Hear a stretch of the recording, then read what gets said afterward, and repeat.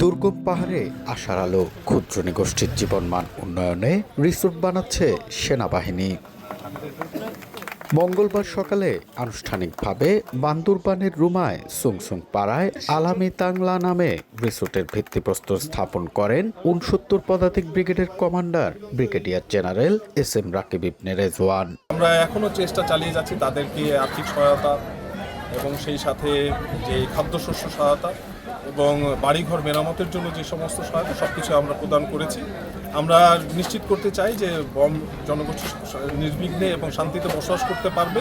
Bomb সম্প্রদায়ের জন্য কর্মসংস্থানের ব্যবস্থা করায় খুশি স্থানীয়রা। ২-৩ বছর আগে আমাদের পরিস্থিতি অনেক খারাপ ছিল, সন্ত্রাসীরা ছিল এখানে, আর আমরা ভালো মতো থাকতে পারি না। এই কটেজের মাধ্যমে এই এলাকার লোকেরা স্বাবলম্বী হয়, এই আশা। যারা এখানে বসবাসরত বিভিন্ন জাতিসত্তায় তাদের টেকসই উন্নয়ন হবে বলে আমি মনে করি।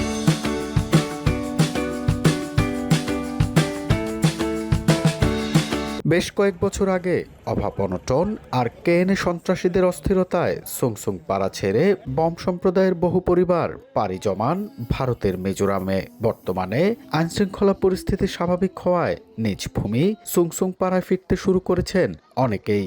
বর্তমানে সুংসুং পাড়ায় বম সম্প্রদায়ের ২০২টি পরিবারের ৫০৩ জন সদস্য বসবাস করছেন। এন এ জাকির, সময় সংবাদ, বান্দরবান।